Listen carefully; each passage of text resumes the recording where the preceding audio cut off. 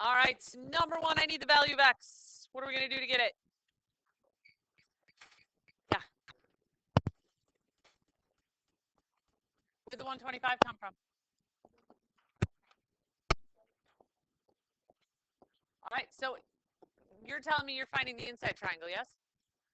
So that was 125, which subtracted from 180, and this angle inside is, which means this angle outside is. Wait, didn't we see that 125 a moment ago?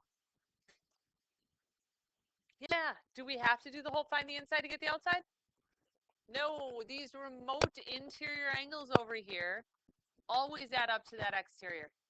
Because you just end up subtracting from 180 twice when you do it interior and then exterior. So it puts you back where you started. So you don't need to show me any work on number one, because no matter what, you were either just adding those two numbers, 60 and 65, or you were subtracting from 180 twice. I don't need to see that work. But x is 125. What kind of triangle is a 10, 8, and 10-sided triangle? Give me the name by the sides. Isosceles, because we've got at least two equal sides. What about the angles where I have 100, 40, and 40? Obtuse, how do I know it's obtuse? Because it has that 100-degree angle in it. Perfect. All right, I want to know if each exterior angle of a regular polygon is 36, how many sides are there? What do you know the sum of all the exterior angles always is? 360. What's a regular polygon? All sides are equal. What else are equal? And the angles. All right, so if all of my angles are equal, and they're all 36 on the exterior, how do I figure out how many of them there are? 360 divided by 36. You do need to show me work on that one to get the 10. Just showing me the 360 divided by 36 is fine. But you got to show me your work. The next problem, though, still deals with a regular polygon, but it gives me the interior angle. Well, if I don't know how many sides there are, I can't find the interior angle sum. There's a lot of algebra I could go through, or could I make number 4 into the same problem as number 3? How? I know my interior angle. Yeah. Perfect. Your interior is 135, so your exterior is 180 minus 135, which is? And now it's the exact same problem as number 3, so how do I get how many sides? Yep. 360 divided by 45 gives me 8. So on 3 and 4, I need to see the 360 divided by the exterior angle. I don't need to see any work to get the exterior angle on number 4, because again, you're just subtracting from 180. I don't need to see you write that down. But I do need the 360 divided by the angle. All right, number 5, we got the angles of a triangle are 32, 3y, and y minus 16. How are we going to find y? What do we know they add up to?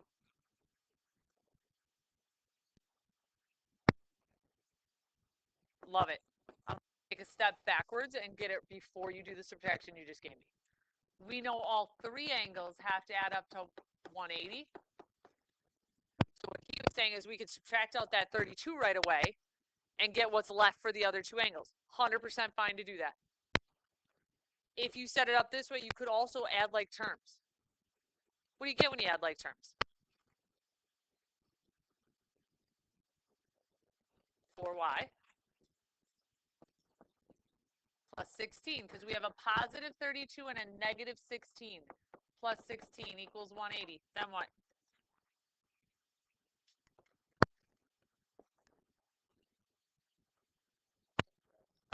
Subtract 16. So 4y is? Go a step before that. 180 minus 16 would be 164, right? Now divide by 4. And what's y? There it is. Okay, am I done with the problem? No, what do I have to do? The measures. So I know we got a 32. What's 3 times 41? I heard 123. What is 41 minus 16? How would I know if I'm right? Add them up. What should they equal? 180, do they? Yes, then we're good. So don't forget to find your angles as well.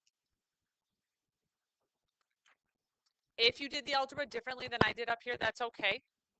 As long as you still end up with y equaling 41 and are mathematically correct on how you set it up. Questions? All right, the next one is the one that I saw on a lot of homework was not done correctly. Lots of people missing the word perpendicular. If I want perpendicular lines, what do I need to do to my slope? Invert it and change the sign. We need opposite reciprocals. So what is the slope of this line? The one they gave us. 3/2 is my current slope.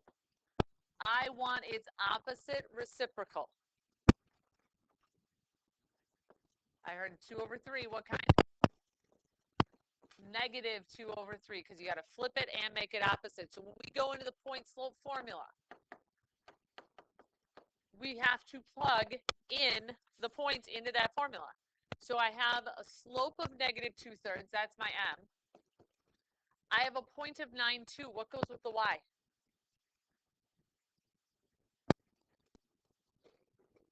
2. Absolutely. What goes with the x then? 9. All right, we need to distribute. One of the other things I've seen multiple times is people that are leaving it at this step. Just like in the notes, in your homework, you follow the same pattern. Every problem we did in the notes, we solved for y. We put everything into slope-intercept form. That's what you have to do on the test as well. Again, the test is 2 class periods from now. So when we look at this, you don't stop, you distribute. All right? Well, -2/3 times x is just -2/3 x. But we got to think about that. -2/3 times -9. When we multiply fractions, what do I have to put under the 9? 1. When you multiply them, what do? Multiply across. Nice. -2 times -9. And multiply across in the bottom, 3 times 1. 18 divided by 3. 6. So over here we should have a +6. Then how do I get y by itself?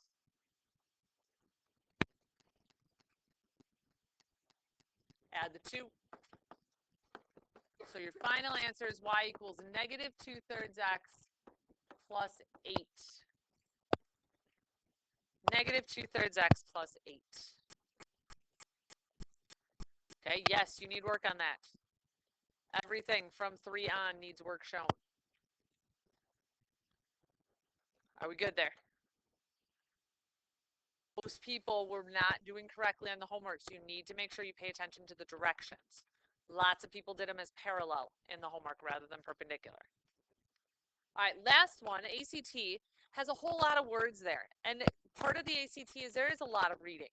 So you gotta get past it, read it, but look at the picture as well. So it's talking about pitch. And then it says a pitch of 1/4 means the roof has 1 foot vertical rise for every 4 foot horizontal distance. Wait a second. Rise and horizontal distance. What is that? Slope.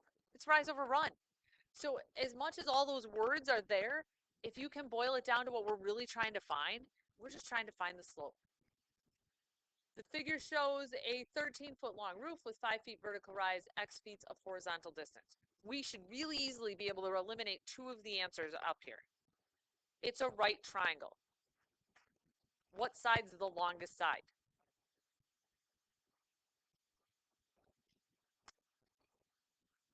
The slanty one. That's what I'm getting. And people are showing me the slanty one. Absolutely. My hypotenuse is the longest.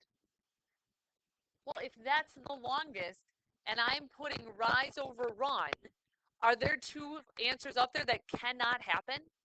Which 2? 14 and 18 can't be my horizontal distance because they're both longer than that 13. Just took a 20% chance question to a 33% chance question. So if you're going to random guess, eliminate before you random guess. Okay? Then we got to remember a right triangle formula. What's that formula that you learned to find the third side of the triangle? It is the Pythagorean theorem. Very nice. Anybody know what that is in letters? Beautiful. A squared plus B squared equals C squared. What has to go in the C spot? The longest one, the 13. Does it matter which one goes in A and B? So we can do x squared plus 5 squared plus x squared. Don't care. What do you do next? Square them. Absolutely. Order of operations, we got to square before we do anything else. All right. How am I going to get x squared by itself?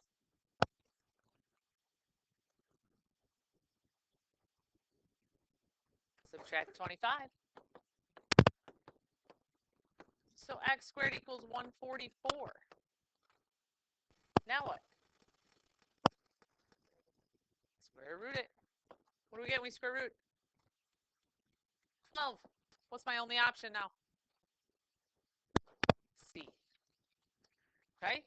So eliminating the choices to help yourself limit it if you're going to have to random guess, but also trying to remember some of those little formulas that you learned in the past.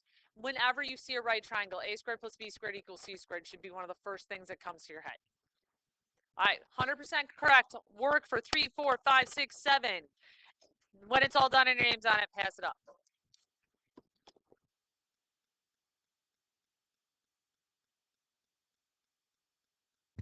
You will need a compass and a protractor.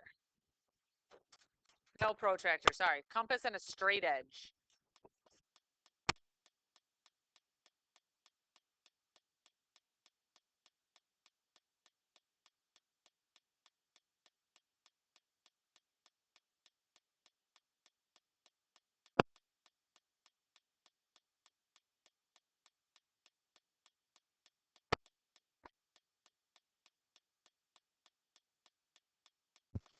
All right, math builds on itself, so I'm going to make you remember some stuff from the beginning of the chapter. Way back at the beginning of the chapter, we had a bunch of different angle pair types. Do you remember what they were? Same side interior, same side exterior, alternate interior and exterior, and corresponding. What did we do or look for in those angles to tell us if lines were parallel? Say again. So we were looking for their values, absolutely. Which angles did we want to be congruent to make the lines parallel? Yeah. Ooh, I think same side ended with a different word other than congruent. I don't feel like that's an S. What do I want the same sides to be? Supplementary, we want the third S. So same sides we want to be supplementary. So we can write that one down right away. So how can we tell if lines are parallel? If same side interior are supplementary or equal 180. What else?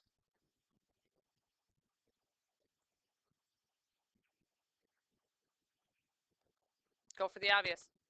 What's the other same side? Same side exterior. Okay, now let's go back to those corresponding that we were talking about a moment ago. What do we want the corresponding angles to be to make the lines parallel? The same, congruent, absolutely. What else? What about our other two angle pair types? The alternate interior and alternate exterior are not 90. They are not supplementary. They're corresponding as a type. Congruent. Absolutely. All the options there, but that's all right. So when alternate interior are congruent, or when alternate exterior are congruent, any of those things are true, then the lines are parallel. So that was back in section 3.2, where we went through and we had to figure out if the lines were parallel. We checked for one of those 5 relationships. We are going to use one of those today in a construction to help us create the parallel lines. Last lesson, we wrote the equations of them. Today, we're drawing them. Okay, so what we're going to use for this construction is corresponding angles. I'm going to create congruent corresponding angles, which will make our lines be parallel. How are we going to do it? Well, first of all, we're going to need a transversal, so we're going to draw that in. We're going to put some letters on it so I can tell you where to put the point of your compass. But what we're going to do is construct congruent angles. So back in chapter 1, we learned how to create a congruent angle. We're going to use that construction again today. So when you grab a straight edge, I need you to draw in a transversal on our picture. When you draw that transversal, make sure that it goes up above point N. Don't let it stop at N.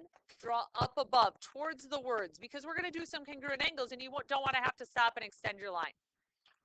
Okay, so you're drawing a transversal. It's got to go through N. It doesn't have to be at any particular angle. And we're going to call where that transversal hits the line H.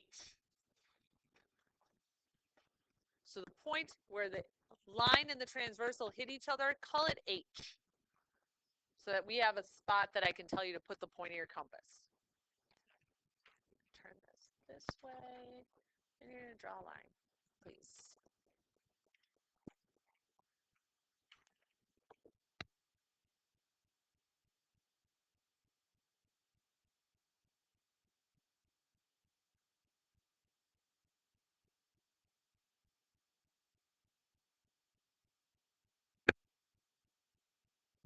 All right, you're going to take the point of your compass, and you're going to put it on point H.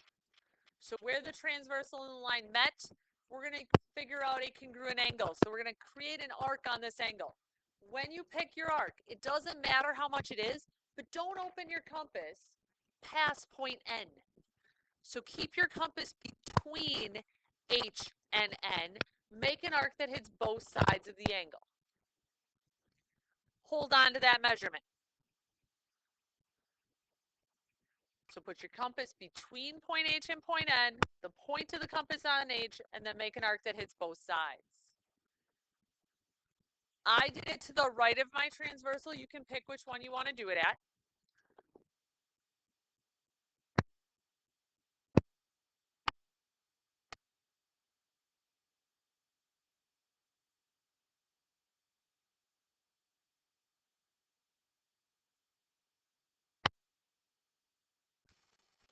All right, we are going to take your compass with that same measurement on it. You're going to jump up and put the point of your compass on N.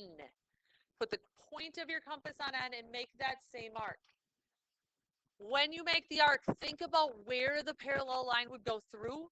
You need the arc to be at least as low as that. We are making one that is parallel to that horizontal line.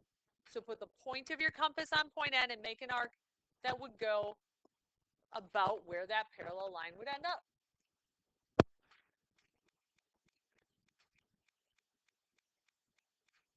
Keep going.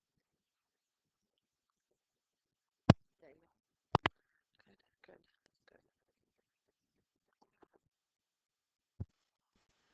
good. Now we want to go back down to the arc that was by point H. We need to measure how open it is. So you're going to put the point of your compass where the arc hits between H and N, open to where the arc hits on line L. So I've paused it there so you can see where my compass is. Measure between where the arc hits between H. Here, yes, yes. Do you have the measurement yet? Pick up the compass. Measuring between those two spots. Good. You went from here to here. Okay.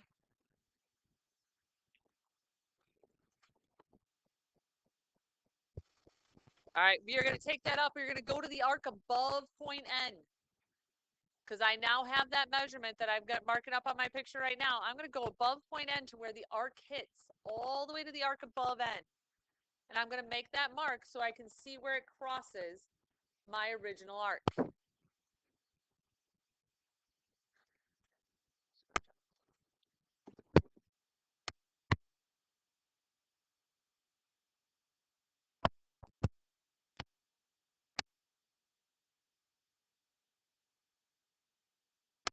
Our goal is a line that is parallel to the horizontal line. So what kind of line should we draw?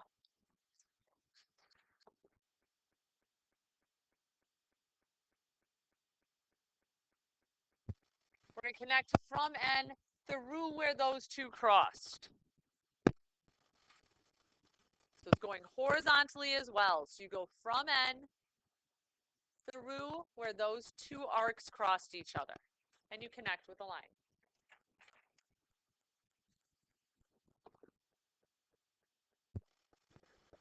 100%, it might not be perfect.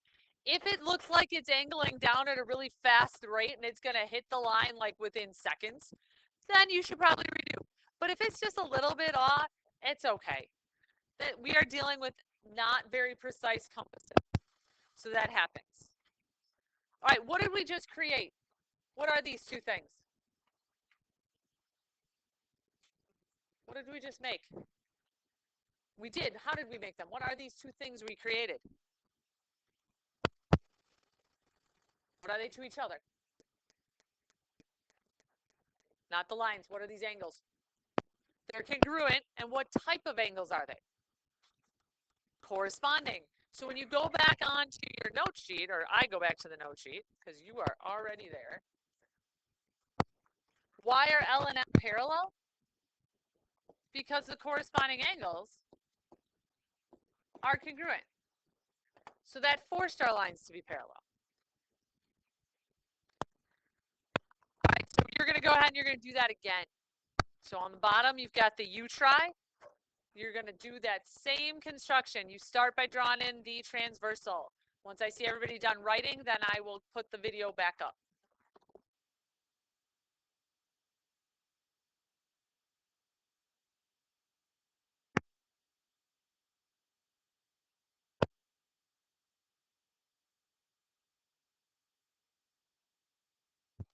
Video's back up there. Remember, first step is draw the transversal.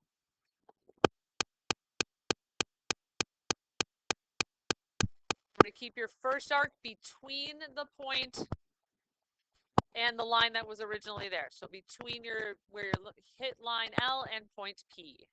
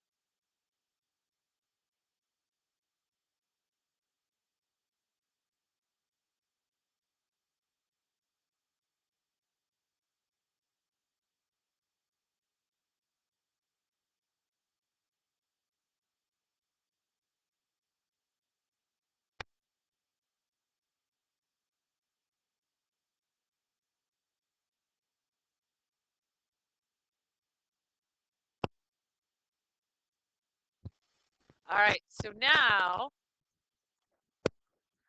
we are going to create a trapezoid. Trapezoids have at least one parallel pair of sides. Did you just create parallel lines?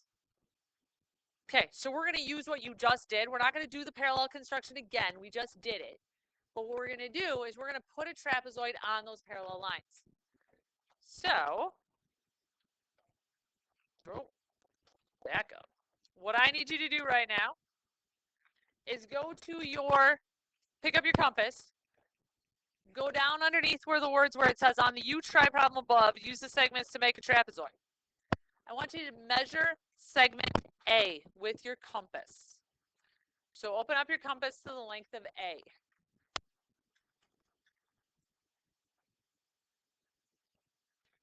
We're going to take that measurement and we're going to go on the bottom parallel line.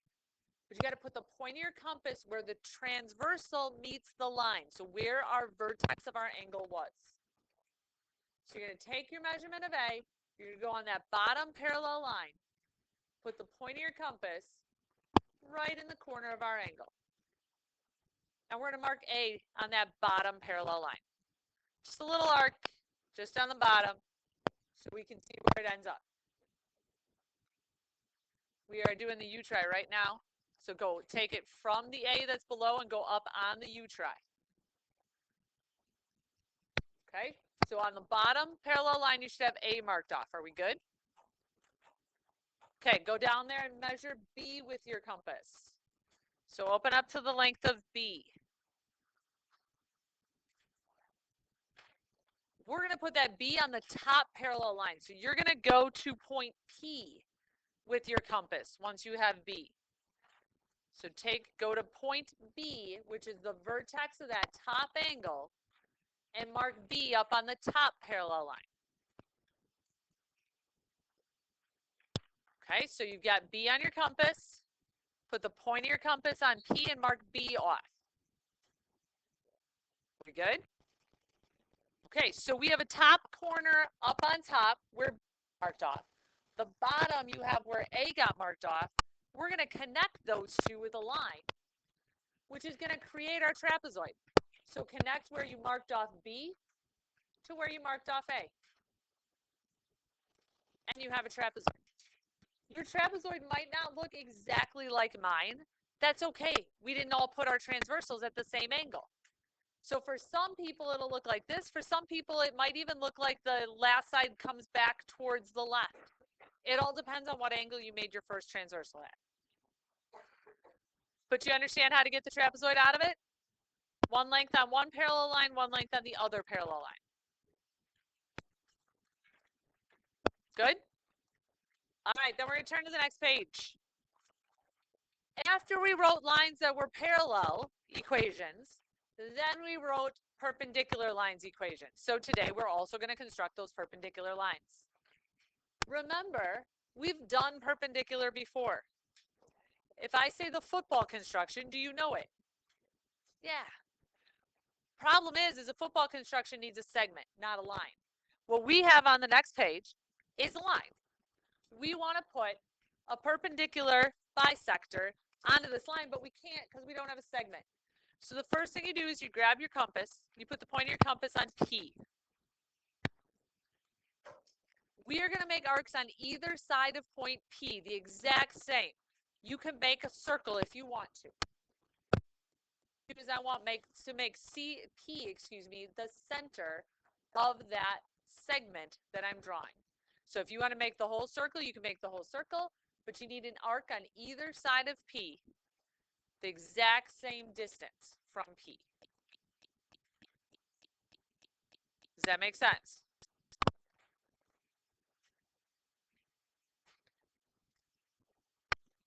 All right, what we have created at this point is a segment. When I look at this segment, what's halfway between those two arcs? Which is letter P. Okay, so when I tell you to open more than halfway, that just means you have to go past point P. Because what you're going to do now is take the point of your compass, and I'm putting it on the left arc that I made. So I'm going to go to the left of point P. I'm going to open up a little bit past P because that's my halfway. and I'm going to make my football arc.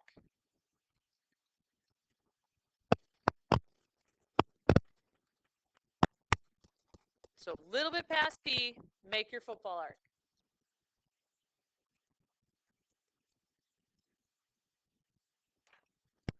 Once I have that arc, when you go to do the other arc, you got to make sure you go to the outside arc because you kept your football in between, right? Go to the outside one to do the other half of your football. So flip over to the right side arc that we made first, do the football again. You should now be able to draw in your perpendicular bisector through where those arcs met.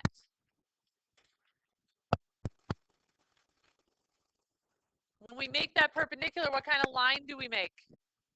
Sorry, what kind of angle do we make? 90 degrees.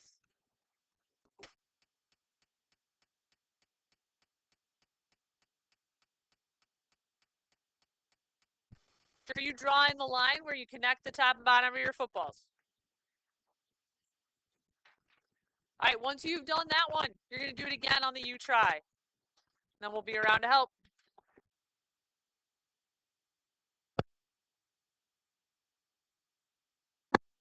First step, put an arc on either side of point P.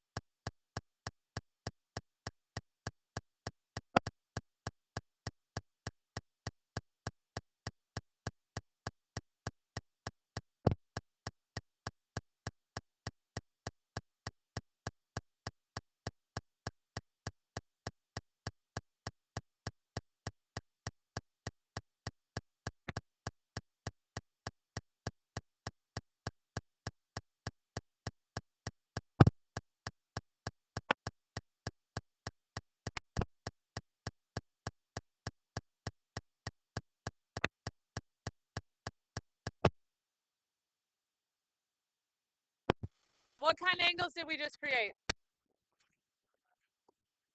What angle did you create? 90. Perfect.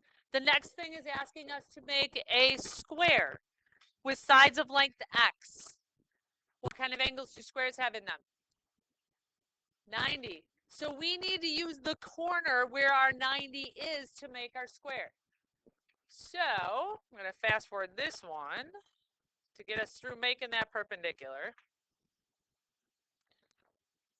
All right, you are going to go measure x. Perfect.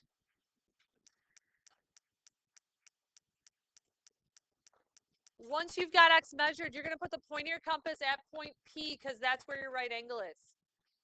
We need that as a corner of our square. So we're going to put one side of the square from P to the right. And then we're going to make the other side of the square from P up. Now notice mine doesn't go up far enough. Yours might, but mine didn't. So I just have to extend my line now.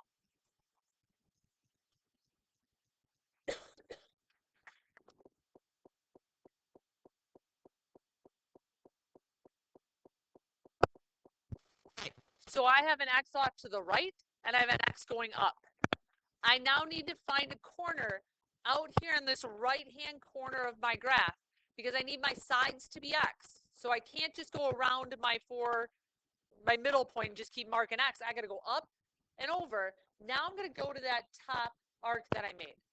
So where I made X up there, I'm going to move the point of my compass to that man's land out here on the right-hand side. That gives me how far to the right I have to go. Now I'm going to move down on the horizontal where I marked X off. So I go down to the bottom line, and I'm going to make a mark up in the top so that those two arcs cross. So I can find my fourth corner. Now all my sides are going to be X because I measured X up from 2 points and I measured my X over from 2 points. So your square should be in that upper right-hand corner of the graph.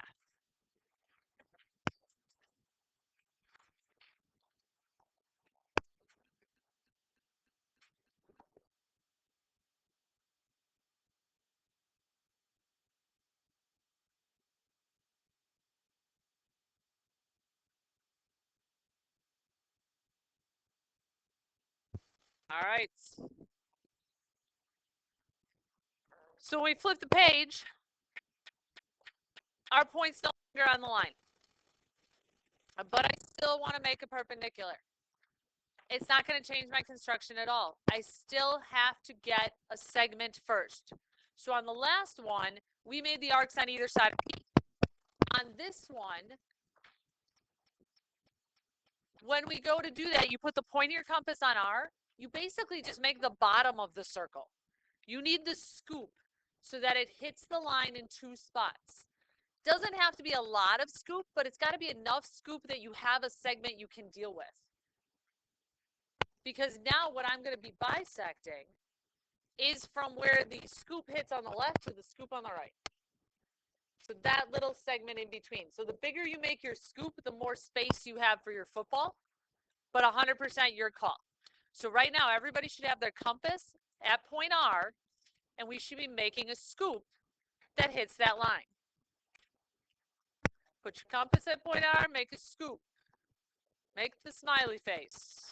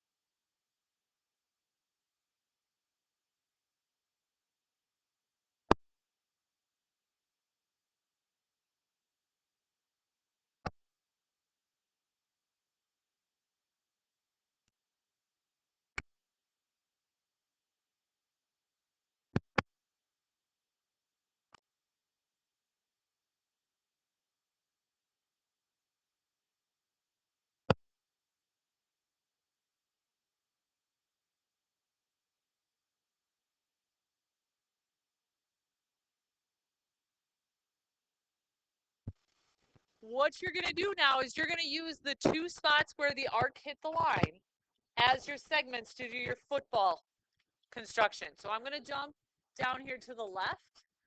I need to open more than half between the scoop. Don't go past the scoop. It messes with you and it makes the arcs too big. Stay inside the scoop, but more than halfway between the 2 spots. Make your football.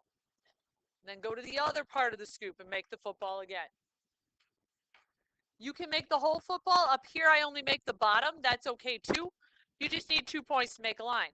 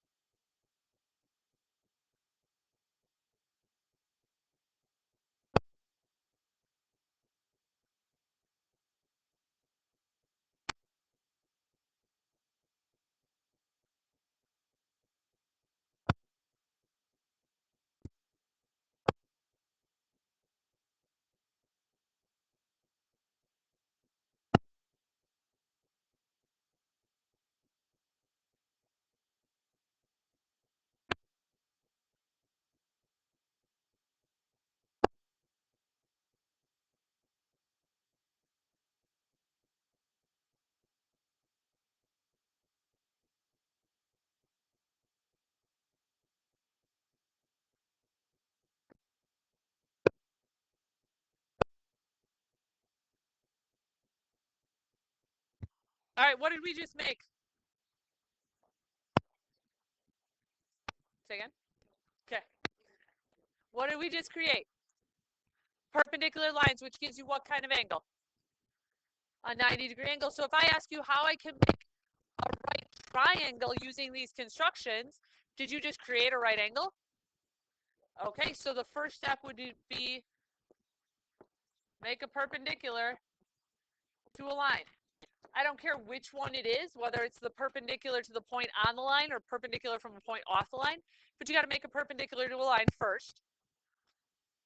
And then the sides of the right angle are the legs of the right triangle. So you make a right triangle just by connecting 2 points on the sides of the angle that you just created. We're not going to do that quite yet,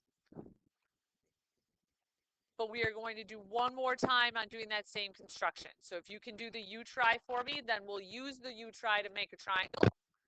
Please don't go ahead on that because everybody that's gone ahead in the last 2 classes has not done the correct triangle. So please just do your U try. Do that same construction, make your scoop, do your football, and then stop for me.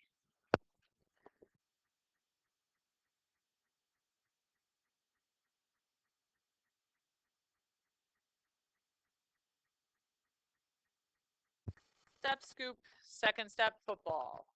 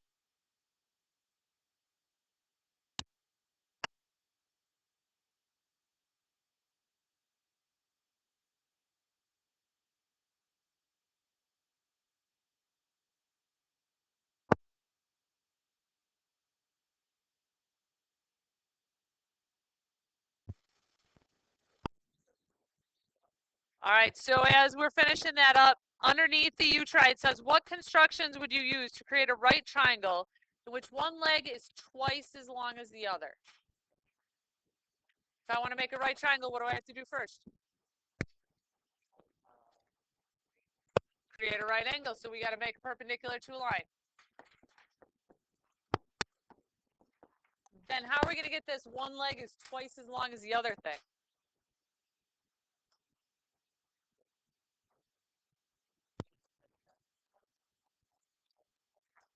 Nice. We're going to use the compass twice on one leg with that distance that we said we had started with.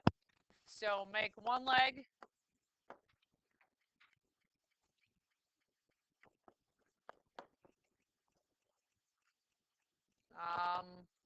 length, I'm just going to call it X for right now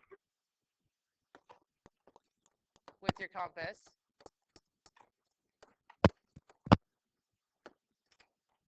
Then do the other leg twice. X. So measure it twice.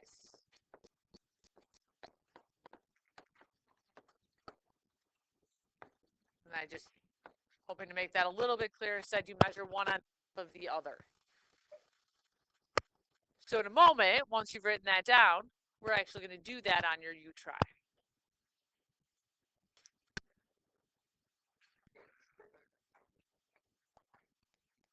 It sounds confusing in words, but when you're actually doing it on the triangle, it's not as bad as it looks.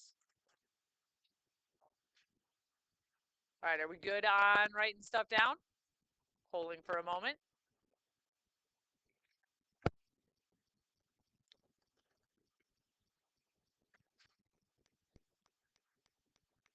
While you're waiting here, if you can take your compass and measure X with it.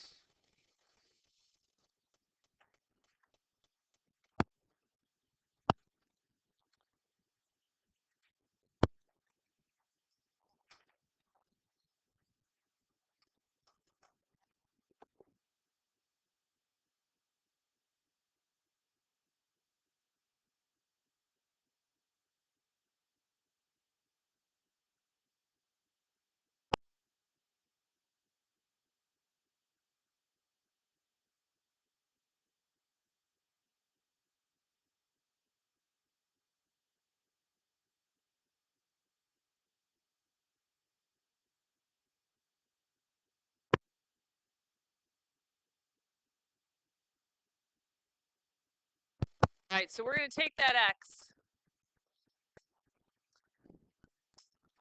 Get myself to having X, and hopefully you are at that point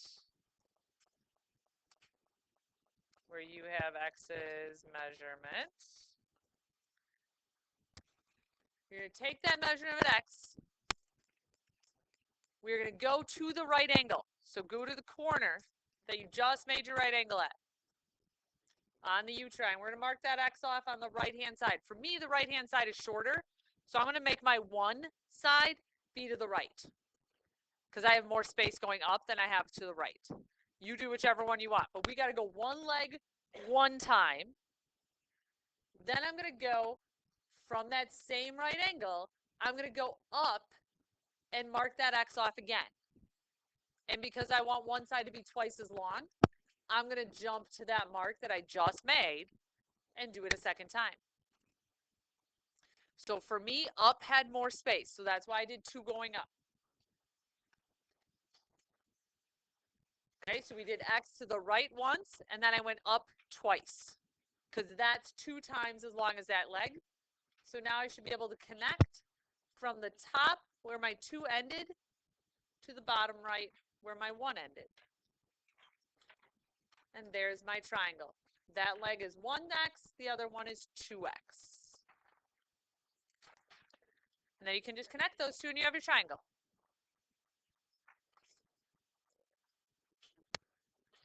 Questions there?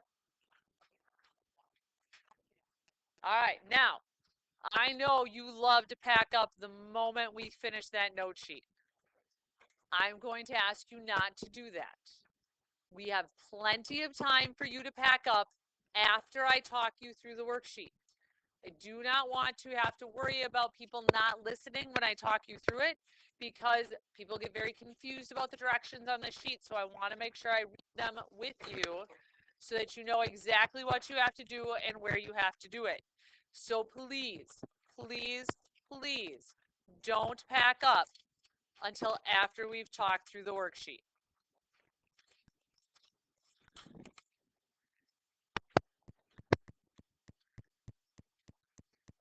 So if everybody could please have their worksheet in their hands. Number 1 and number 2 say construct a parallel line to line L through point K. That is the very first thing we did in our notes today, where you have to draw the transversal, create the congruent angles, draw the parallel line. Okay? Then number 3 says on number 1, construct a trapezoid with parallel lengths of A and B. That's the bottom of the front page of notes where we took A, we copied it, we put it on the bottom parallel line.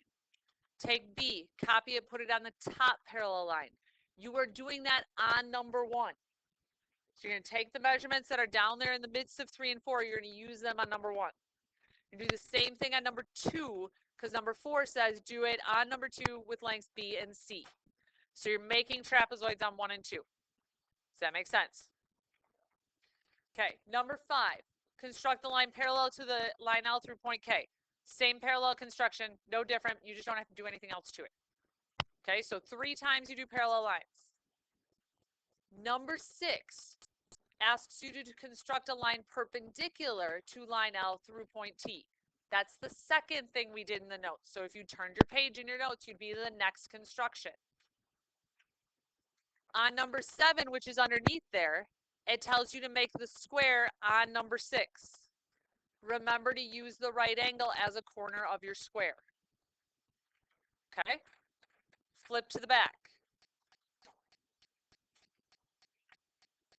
Number 8, construct the line perpendicular at point T. Same construction. Put the point at your compass in the middle, make your circle, and then go to the ends to do the football. 9, perpendicular to the point. Same construction. Number 10, on number 8, make a right triangle with lengths A and C. So you take number 8, you measure A, and you put A from T over and B, or C, sorry, from T up. And then you connect to make the triangle. Number 11, on number 9, do the right angle. So the right triangle with the lengths B and C. Same thing. Measure, use the right angle to do the 2 sides. 12, perpendicular to a line through the point Q. That's the last page of our notes. 13, last page of the notes. 14, on number 12, construct the isosceles right triangle. How long are my legs then? If it's isosceles, they're equal. They're the same. They're going to be A. So 1A on the horizontal and 1A on the vertical. Then connect your ends to make a right triangle.